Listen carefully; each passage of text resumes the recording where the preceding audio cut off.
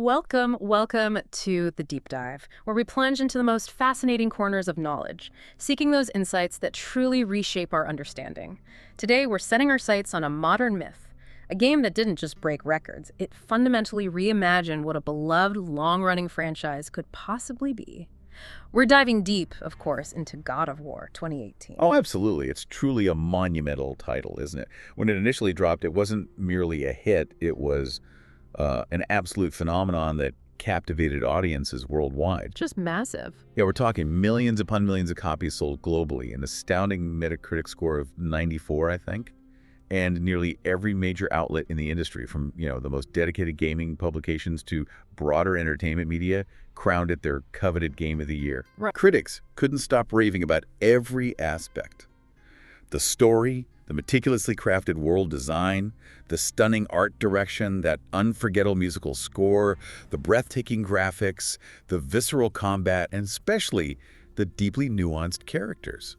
It was, and honestly still is, consistently hailed as one of the greatest video games ever made.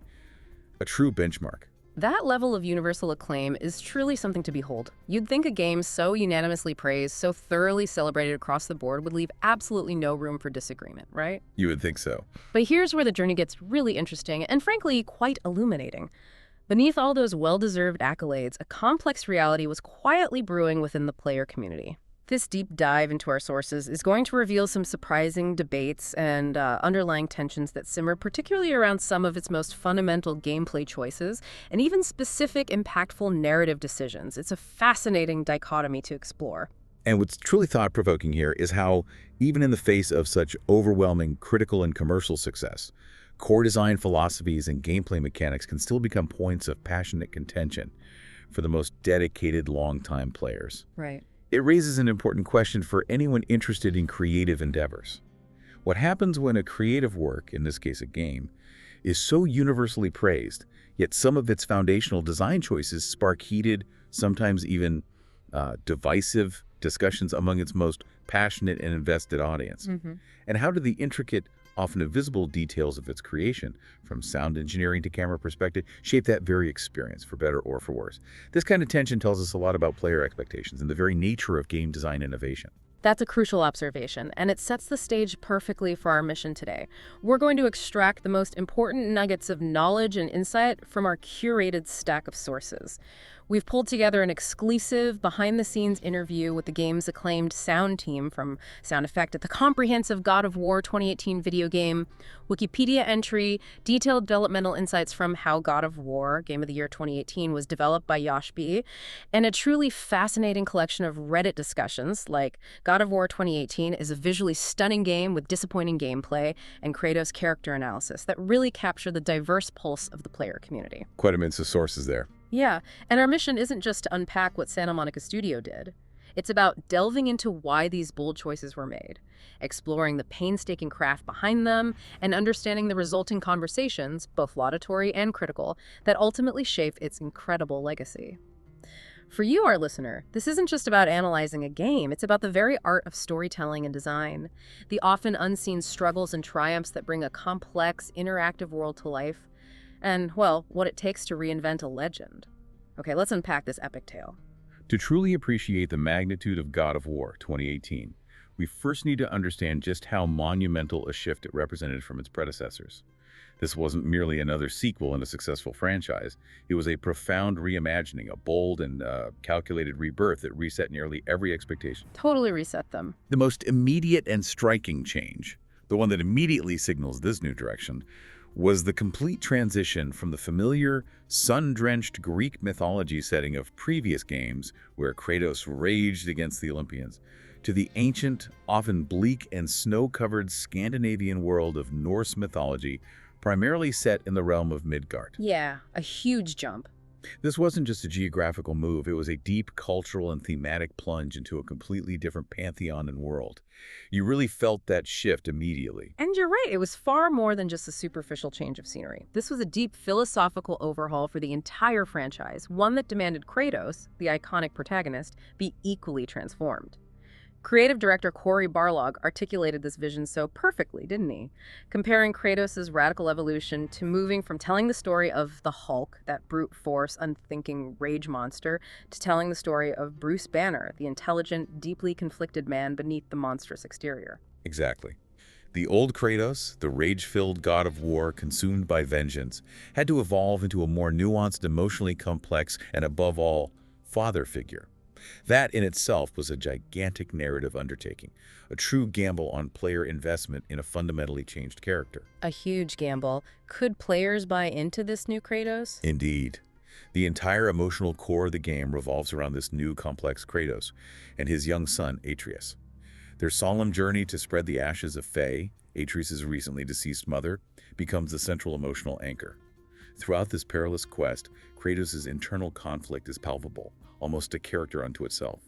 His brutal, rage-filled Greek past constantly battles his desperate desire to protect Atreus from that same cycle of violence and darkness. You feel that tension constantly. Absolutely. The success of this narrative hinged entirely on making players genuinely take Kratos seriously in this new paternal role, a role that, given his history of, well, infanticide and deicide, was a significant and frankly risky narrative proposition.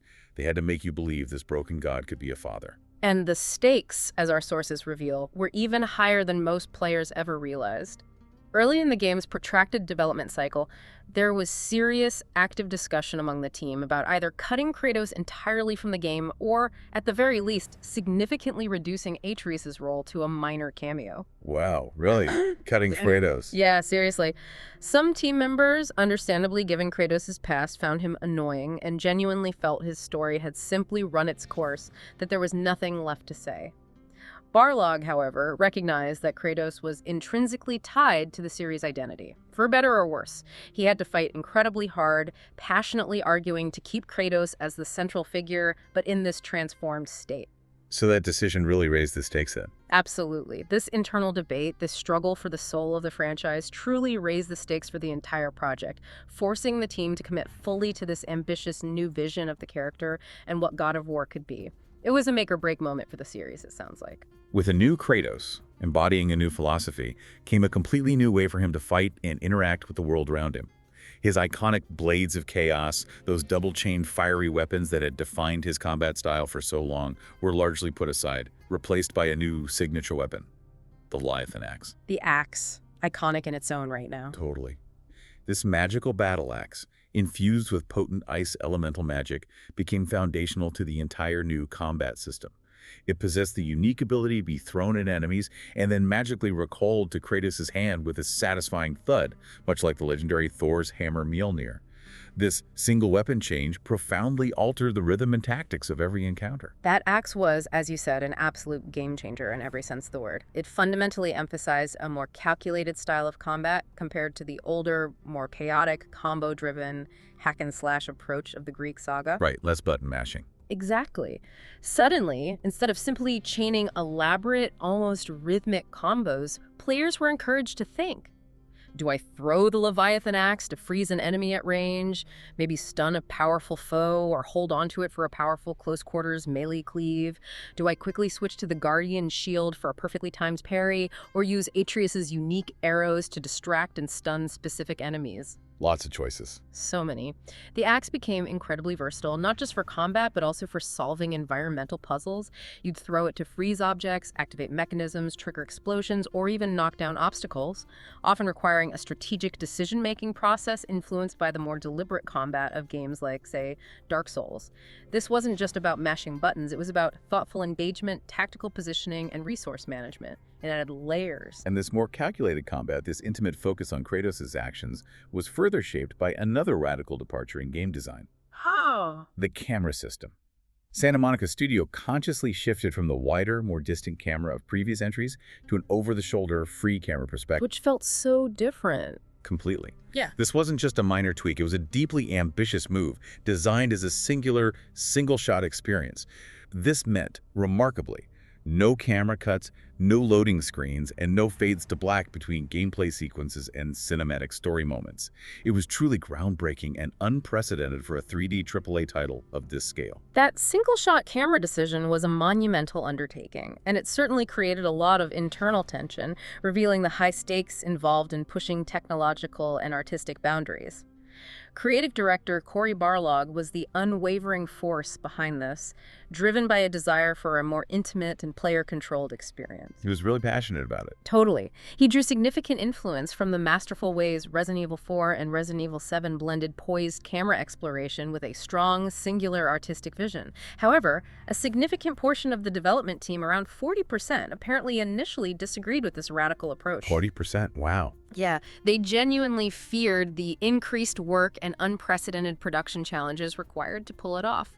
Barlog himself admitted he had no definitive examples to show if this would work or was even a good idea for a 3D AAA game. Talk about a risk. That's a huge leap of faith. It really was. Yeah. This wasn't just a stylistic preference. It was a high-risk, high-reward gamble that fundamentally reshaped the entire player perspective, demanding entirely new approaches to level design, animation, storytelling, everything. It almost split the development team due to its sheer difficulty. But in the end, that daring decision, born from conviction, paid off. It created an unparalleled, almost unbroken, immersive feeling for many players, pulling you right into Kratos' world, feeling every punch, every whisper, every tense moment right over his shoulder. And it really worked for immersion. It did. It was a testament to Barlog's vision and the team's incredible execution. Building on that sense of intimacy and connection, another core change that reshaped the franchise was the introduction of a second, non-playable protagonist, Kratos' young son, Atreus. He acts as a crucial, ever-present companion, dynamically assisting Kratos in combat, during traversal through the world, in exploration, and even in solving environmental puzzles, all controlled via a dedicated, context-sensitive button press from the player. Atreus was truly a masterclass in companion design, wouldn't you say? A direct response to common player frustrations. The developers explicitly set out to craft a companion who wouldn't just follow Kratos, but actively enhance his capabilities without becoming a liability. Yeah, none of those annoying escort mission problems. Exactly. A direct response to those infamous player frustrations with often maligned escort missions from other games. Atreus wouldn't get stuck on geometry, wouldn't require constant babysitting, and crucial to the game's seamless flow, he was designed to be genuinely helpful rather than a chore.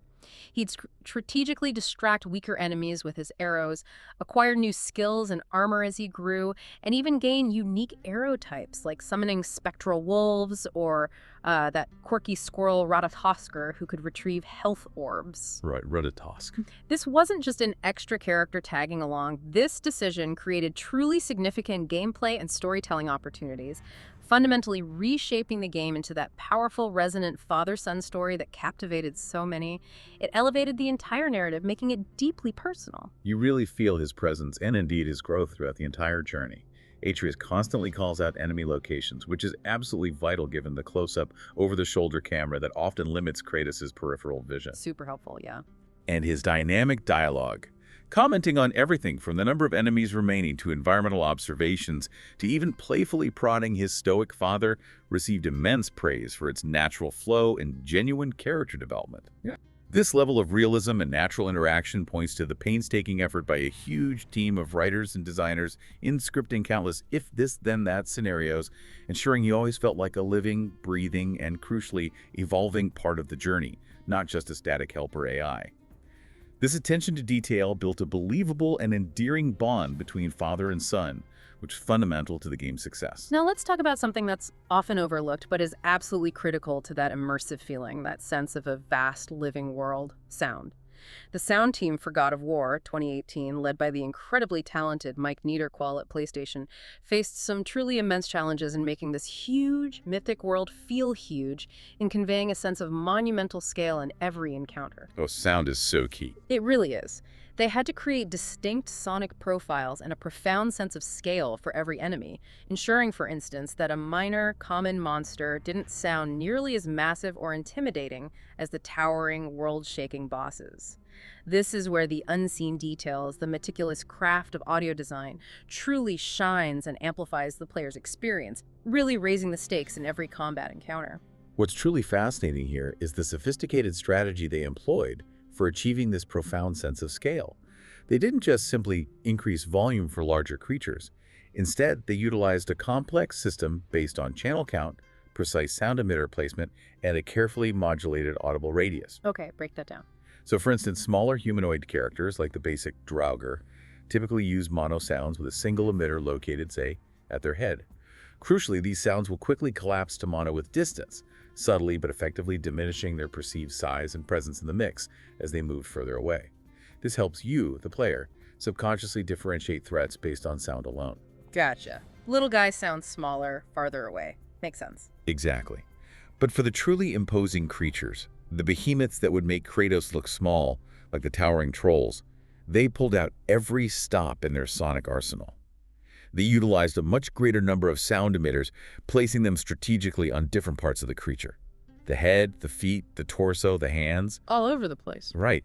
Some of these colossal creature sounds even used up to 6 channels, including surround channels for rich, expansive echoes, and a dedicated LFE or low-frequency effects channel for a custom low-end boost. LFE, that's the subwoofer channel, right? The rumble. That's the one.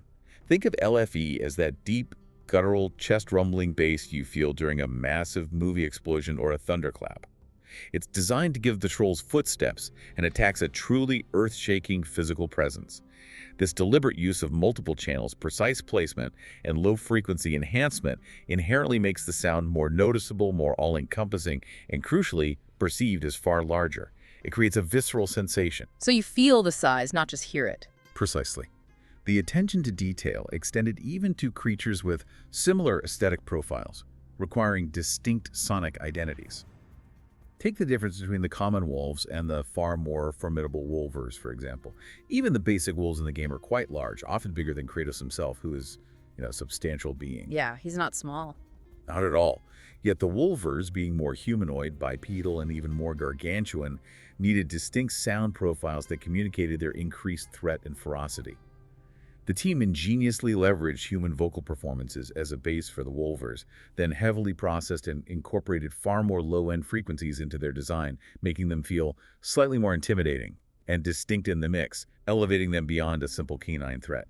It's all about psychological impact through sound. And speaking of the mix, this is truly where the tension and the stakes of combat come alive, through the invisible hand of sound design. Mike Niederquell explicitly mentioned that dynamic mixing was absolutely crucial for player awareness and engagement. They used sophisticated sidechain compression. Sidechaining. Yeah, which, in simple terms, is an audio technique where one sound source can automatically duck or lower the volume of another sound source. So when a towering troll was about to unleash a devastating attack like throwing a giant fireball or slamming its massive pillar into the ground, that critical attack sound would dynamically cut through the entire mix. Okay, so it punches through the noise. Exactly. It would momentarily quiet less significant ambient noises or minor enemy grunts, ensuring that your attention, as the player, was immediately drawn to the primary threat. This subtle but powerful technique directly impacts player awareness, ratcheting up the combat stakes and providing vital audio cues without cluttering the soundscape. You don't just hear the danger, you feel it because of these meticulously designed layers. Crafting the distinct vocalizations for the immense roster of over 13 classes of monsters and numerous unique bosses was a monumental and deeply collaborative task. The sound team employed a strategic approach to manage this gargantuan effort. They identified specific characters that didn't necessarily require deeply intricate, multi-layered sound design in their vocals. Like who? These included, for instance, the imposing travelers, the ethereal revenants, the formidable Valkyries, and the aforementioned trolls. This approach allowed for pure vocals for these enemies, ensuring they cut through the mix effectively and communicated their character clearly, while crucially conserving valuable resources and extensive sound design time for creatures that truly needed more densely crafted, unique vocalizations to define their essence and role in the world. Smart prioritization. It was a conscious decision to prioritize impact where it mattered most. And here's where we get a peek behind the curtain at the sheer iterative effort and the creative struggles involved in perfecting just one enemy, building curiosity around the process. The Draugr, being the most common, almost ubiquitous enemy Kratos and Atreus would encounter, underwent perhaps the most iteration and refinement over the game's 4-year development cycle, involving at least 5 different sound designers. 5 designers for one enemy type. Yeah. Initially, the team had a fascinating concept.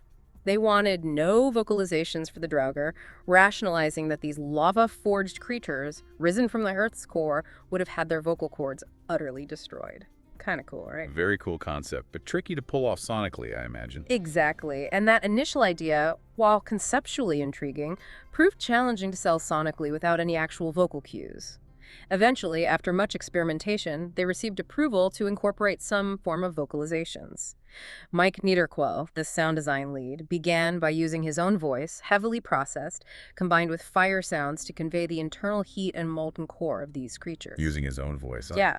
Then Jeff Darby later embellished this, adding unexpected elements like sounds from cappuccino machines, apparently, further contributing to that sense of internal heat and bubbling energy. Cappuccino machines. Right. Then, for a critical E3 milestone, Eric Ocampo specifically worked on creating the visceral, fleshy impacts and unsettling spawning sounds for the Draugr, as the existing vocalizations weren't diverse enough to convey the sheer number and variety of these foes. So layering sounds over time. The evolution didn't stop there, highlighting the relentless pursuit of perfection. Daniel Bersinski and Adam Boyd later tackled the larger, more formidable brute versions of the Draugr, giving them their own distinct, heavier sonic signature. Finally, Mike Niederquell performed a finaling pass, meticulously combining and unifying everyone's diverse contributions into a cohesive master session. That sounds exhausting. Niederquell himself described this intensely iterative process as both a blessing and a curse. A blessing because the extended time allowed for unparalleled refinement and experimentation, but a curse because you could easily fall into the trap of never finishing, always finding one more detail to polish. This story vividly illustrates the relentless pursuit of perfection, the intense collaboration, and the sheer dedication involved in game audio. The stakes for every single sound, especially for a common enemy, are incredibly high to prevent player fatigue and maintain immersion. It's a profound insight into the creative grind. Beyond the common enemies, some of the more unique creatures in Midgard presented their own fascinating and often unexpected sound design challenges, building a sense of curiosity around their auditory makeup. Take the nightmares, for instance. These are essentially flying, ethereal eyeballs, but their in-game animations had a peculiar, almost aquatic quality. Flying eyeballs? Yeah. This led Mike Niederquell to a truly creative solution, using sounds from various sea life dolphins, whales, and even otters to make them stand out in the mix and give them an eerie, alien quality. Senior sound designer Chris Clandon then added processed owl recordings, layering in an extra dimension of unsettling predatory aesthetic that truly defined these elusive, maddening creatures. Sea life and owls for flying eyeballs. That's creative. Definitely thinking outside the box. And then, of course, the dragons. Daniel Berczynski's approach to these colossal beasts focused obsessively on conveying their sheer size and immense weight through sound alone, a significant challenge for something so rarely seen up close. He began by using his own voice as a raw foundation, then transforming it with sophisticated pitch and formant shifting. Which does what, exactly? It essentially alters the perceived size and resonance of a voice, making a human voice sound like a giant's roar. He even leveraged Antares Throat Plugin, a physical modeling tool that simulates the human vocal apparatus to create utterly alien, yet guttural sounds. But that was just the beginning. It's just the start. Okay. To achieve the truly composite, overwhelming roars of the dragons, where no single individual element could be discerned, they added layers upon layers. This included heavily processed animal sounds, the intense groans of stressed and scratched metal, the shimmering crash of cymbals, the chilling hiss of dry ice, the resonant crumbling of rocks, and even abstract modular synthesizer sounds for an otherworldly quality. Wow, just a mashup of everything. When you heard a dragon, you weren't hearing a collection of sounds, you were hearing a singular, terrifying entity. Even the dragon's earth-shaking footsteps were meticulously designed with quad sounds, meaning they leveraged multiple speakers for immense presence and careful reflections from the surrounding mountains, truly conveying their immense, terrifying presence and impact on the environment. It's an incredible deep dive into making something so abstract and fantastical feel so devastatingly real and imposing. Really raises the stakes when everyone appeared. Moving from the monstrous and the world-shaking to the intensely personal, Kratos' weapons and abilities were central to the player's visceral experience, especially that iconic Leviathan axe. The sound of that axe returning to Kratos' hand was actually one of the very first sounds designed for the entire game, a true testament to its central role. It had to be perfect, right? That recall sound. Exactly. It had to be perfect, satisfying, and deeply ingrained in the player's muscle memory. And what a satisfying sound it is. Mike Niederquell shared that he was profoundly inspired by Bungie's Rocket by Tech, which involved a sophisticated method of seeking into an audio file to start playback at an optimal point based on distance and velocity. He ingeniously applied this idea to the axe's return, making its flight feel more cinematic and creating a predictable yet always gratifying experience for the player. Okay, that's clever tech. And the seemingly simple catch sound itself. Mike just grabbed a baseball bat and a wooden pole, recorded the blunt impact, combined it with wood thwops from a sound library, and then mixed it loudly to sell the incredible speed and force of its return. It's a prime example of making something complex feel effortlessly impactful. Sometimes the simple solutions work best. Building on that, senior sound designer Chris Clannon expanded on this by taking a real-time sound design approach. This meant that as the Leviathan axe was upgraded throughout Kratos' journey, its magical essence evolved audibly. They used a layered system within Wise. Waywise, the audio middleware. Exactly. It's a leading interactive audio middleware solution that allows game developers to create, control, and mix game audio in real time. With WeWise, the blend of modular layers for the axe's sound would dynamically change based on its upgrade status, meaning the axe progressively became more and more magical sounding as Kratos grew more powerful. This wasn't just aesthetic. It reinforced your sense of progression. That's really cool. So it sounds better as you upgrade it. To achieve that seamless, dynamic sonic evolution, they used RTPC's real-time parameter controls. These are essentially variables in WinWise that allow game events to influence audio parameters. So things like the distance leaving player and distance approaching player RTPCs modulated the trigger rates and pitch of the axis sounds for throws and returns, creating a sense of dynamic movement. Okay, real-time adjustments. Right. Crucially, sweetener, one-shot short, impactful sounds were triggered precisely on recall, with seeking tech utilized to sync their apex with the exact moment the axe returned to Kratos' hand. This level of granular real-time control created a deeply satisfying, incredibly memorable, and profoundly tactile moment every single time you recalled the axe. It enhanced your agency, your connection to the weapon. The major combat encounters also served as incredible showcases for this collaborative audio genius, really raising the stakes for every single sound.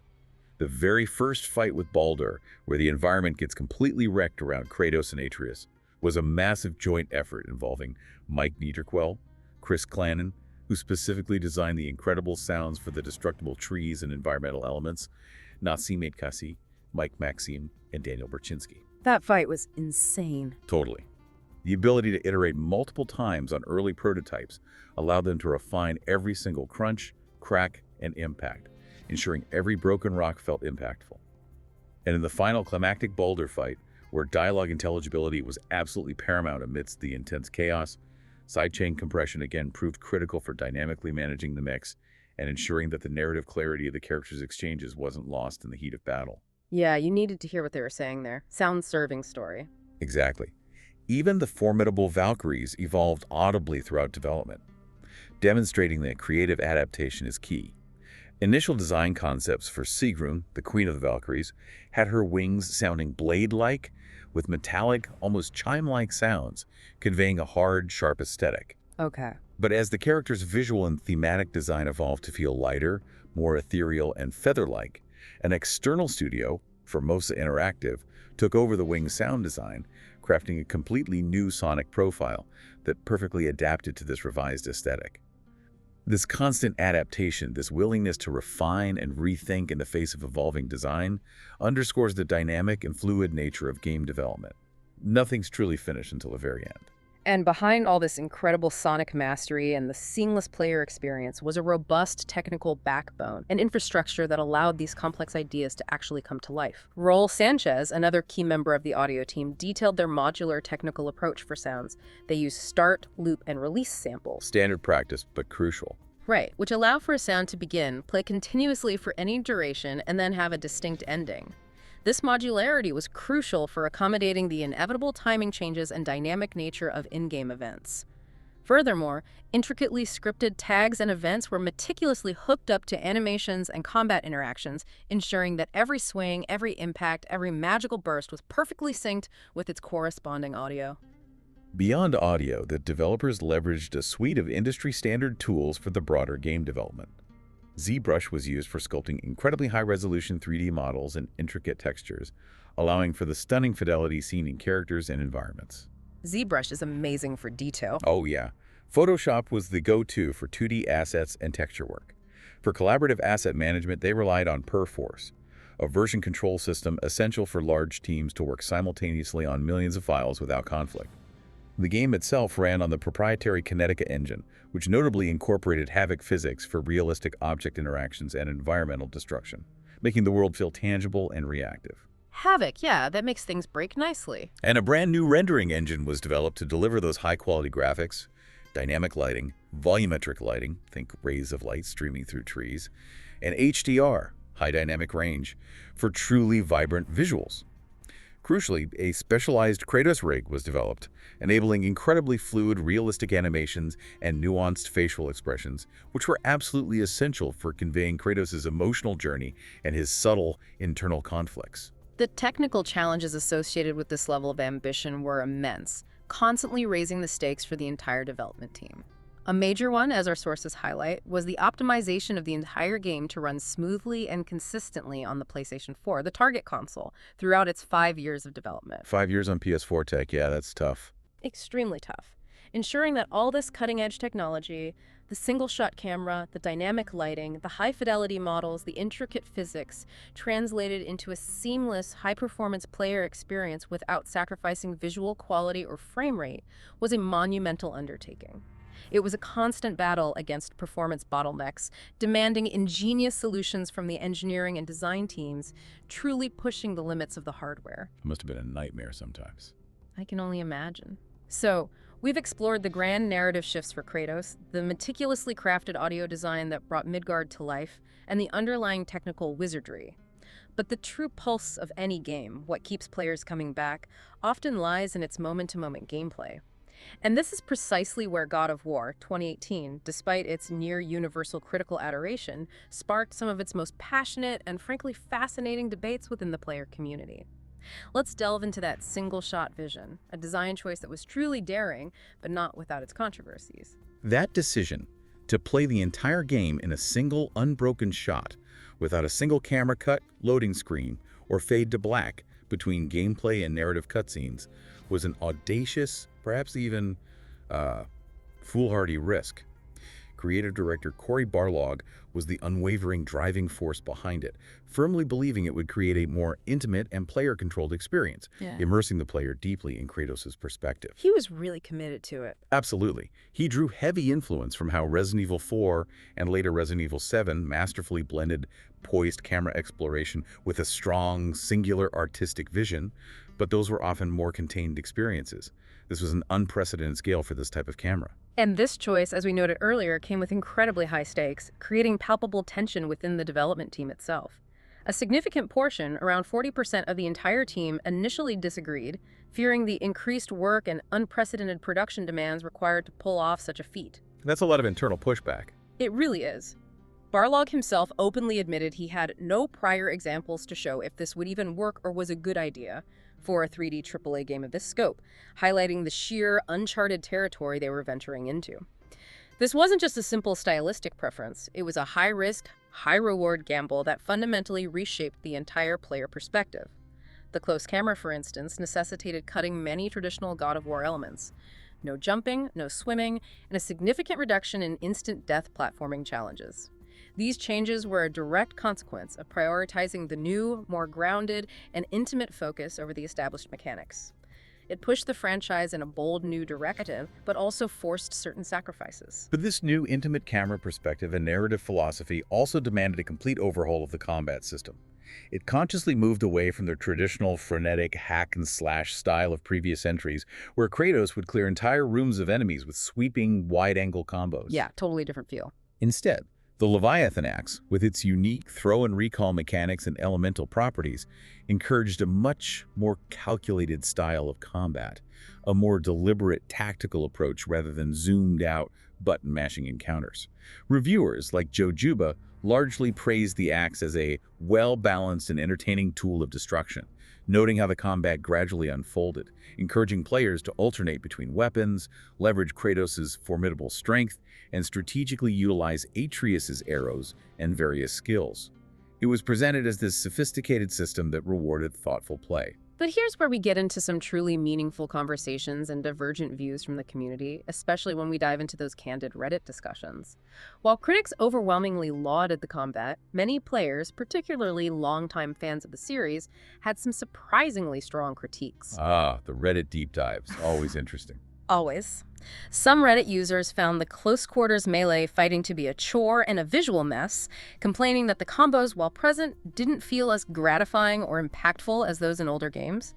They described it as, to quote one user, a subpar action game that relied too heavily on cinematic presentation to compensate for what they perceived as shallower combat mechanics. Ouch. Subpar. Yeah. The close camera, some argued, prioritized presentation over gameplay, often leading to frustrating issues like being repeatedly hit by off-screen enemies, a problem that, some argued, necessitated the in-game radar system, which they saw as an implicit admission of the camera's fundamental flaws in combat. That's a common complaint with close cameras, the off-screen hits. Exactly. These critiques often stemmed from a comparison to other titles, or even to older God of War games. Some longtime fans lamented that the combat didn't feel like it evolved much from the foundational style of the 2005 original, despite the new camera and axe. They expressed a desire for a fast dance of rock, paper, scissors, akin to the precise, reactive combat of Sekiro, or for the deeper, more elaborate combo systems found in character action games like Devil May Cry or Bayonetta. So they wanted more complexity, more speed maybe. Seems like it. However, it's incredibly important to acknowledge the strong counter-arguments from other players. Many defenders passionately argued that the combat was, in fact, sublime on harder difficulties, requiring the methodical use of all of Kratos' tools, abilities, and every available combo to succeed. Right, the difficulty scaling changes things. Completely. They frequently pointed to the challenging Valkyrie fights as prime examples of tight combat rarely seen in other games, highlighting the flexible movesets, the necessity for strategic options beyond simple button mashing, and the satisfying mastery that came with truly understanding the system. This clearly shows a significant split in player experience and expectation, a real meaningful conversation about game design philosophy. Definitely a divisive point then. Beyond the core combat, the game also integrated significant role-playing game, or RPG, elements, marking another departure from the series' roots. This included a system for crafting and upgrading armor using collected resources, managing a currency called hack silver, and spending accumulated experience points, or XP, on new combat skills and abilities. The RPG stuff, yeah. This newly introduced RPG system was meticulously designed with a clear purpose: to offer players a variety of options to cater to their own playstyle, allowing them to specialize Kratos with specific stat boosts or develop unique builds tailored to their preferences. It also served as a powerful incentive to explore the vast and beautiful world of Midgard, pushing players to seek out hidden chests, complete side quests, and engage with the environment to find valuable resources and currency. Trying to encourage exploration. Exactly. The progression system aimed to give players more agency over Kratos' development, encouraging them to truly invest in his journey both narratively and mechanically. And the game was packed with rich, optional side quests across 4 tiers designed to motivate Kratos in various ways.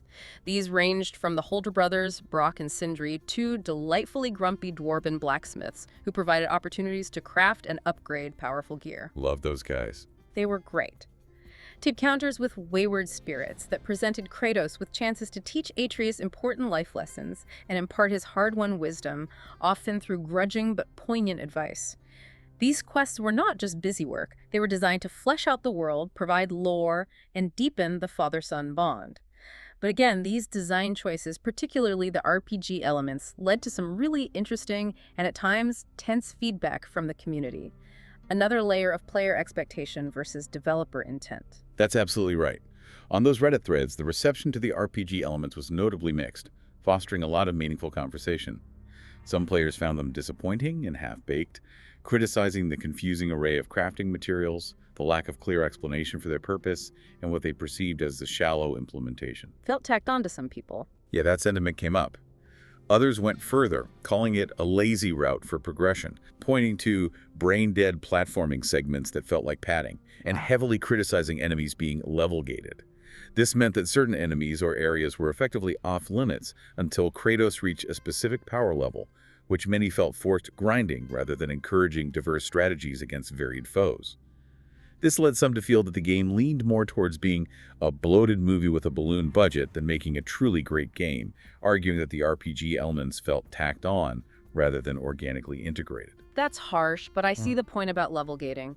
Yet on the other side of that conversation, many supporters found the exploration genuinely rewarding, describing the world as having a just right size for a rich narrative experience, with enjoyable side content that felt meaningful. Mimir's narrations during travel, those witty, lore-filled stories he'd tell while hanging from Kratos' belt, were particularly praised for expanding on the world's rich mythology, adding humor, and making the downtime feel productive and engaging. Mimir was fantastic for that. So good. It's clear that these specific design choices, while generally praised by critics for adding depth, created a significant divide among the players themselves, highlighting a fascinating tension between cinematic vision and traditional gameplay expectations. It makes you wonder how developers balance innovation with legacy. Absolutely. As we delve even deeper into God of War 2018, we really have to confront the profound and often haunting weight of Kratos' past.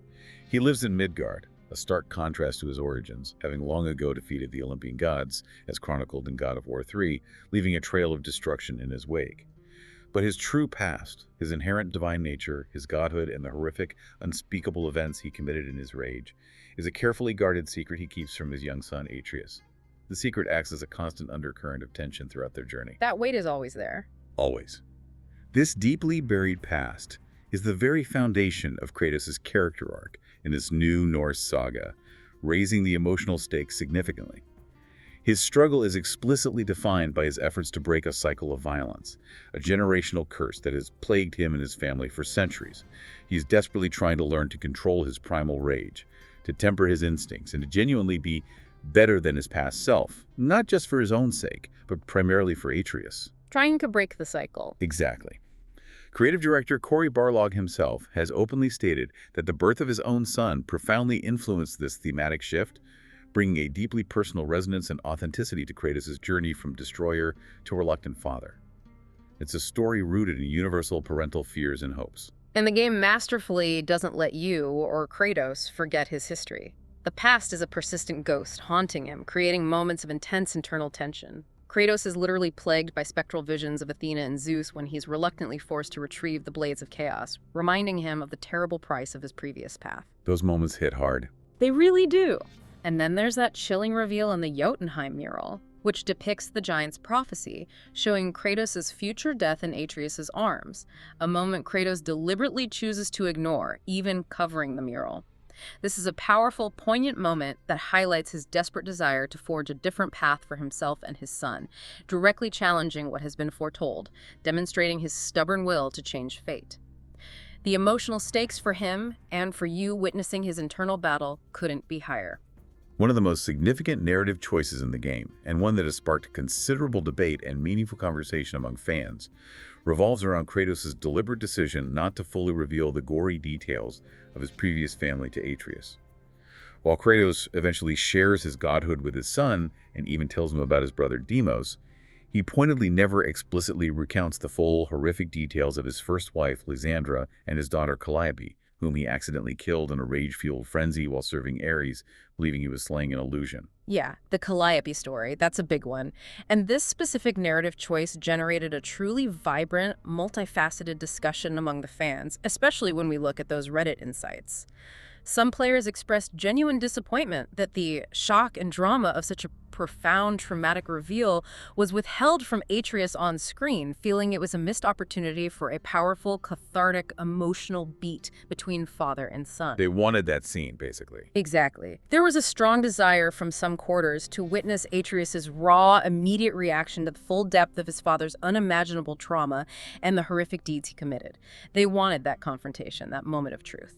However, the writer's decision to withhold this information, as explored in various discussions and developer insights, was a deeply deliberate one, rooted in a nuanced understanding of Kratos' evolving character and his new, complex role as a father.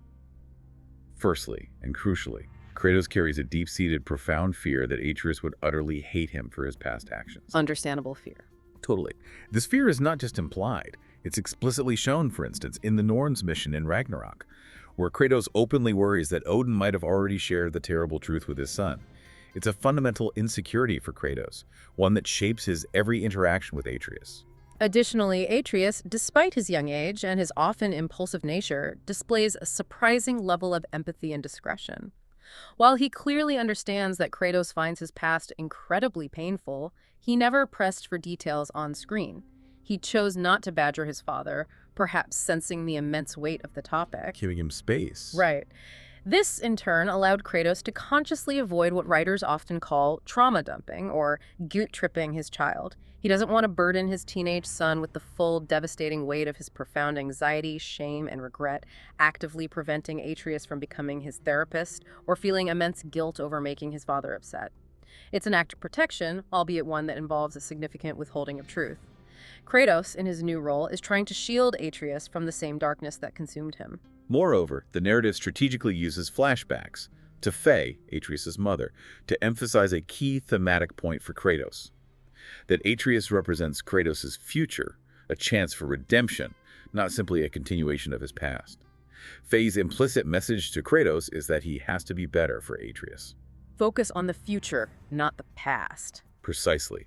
The grim, unvarnished details of Calliope's death were therefore deemed not appropriate at this point of the story. The writers felt such a revelation would only be shared if it were absolutely vital for Atreus' survival or character progression, particularly if he were to go down a difficult or darker road himself. Kratos appropriately confines these more horrifying, deeply personal parts of his old life to mature, adult confidants like Mimir and Freya, individuals who are better equipped emotionally and experientially to listen and offer wisdom without being crushed by the weight of his confessions. But there are compelling counterarguments and nuances to consider in this ongoing, meaningful conversation. Some fans argue that withholding this information, while entirely understandable from Kratos' trauma-driven perspective, might have been a mistake with significant consequences. They suggest that a full understanding of his father's past, specifically the devastating impact of dealing with manipulative gods like Ares, might have given Atreus crucial pause regarding Odin's machinations and deceit in Ragnarok, potentially altering his decisions. That's a really interesting point. Could it have changed things with Odin? Maybe. Others point out the palpable tension between Kratos' desire for protection and the need for honesty, suggesting that Kratos' deep-seated self-hate and fear of his past manifested in ways that directly harmed Atreus, such as his mysterious sickness when he believed himself mortal. This unresolved internal conflict creates a powerful, dramatic irony and raises a profound question about the true cost of protection versus complete transparency. This ongoing internal struggle within Kratos, coupled with the selective sharing of his past, powerfully underscores the game's core message.